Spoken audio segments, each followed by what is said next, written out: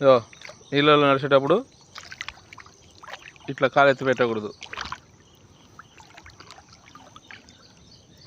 అట్లా నడుచు.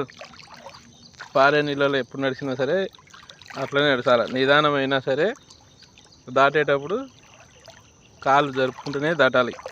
కాలు ఎత్తినామనుకో సపోర్ట్ ఉండదు, వెళ్ళిపోతాం కొట్టుకొని. అర్థమైందా? సరేలే.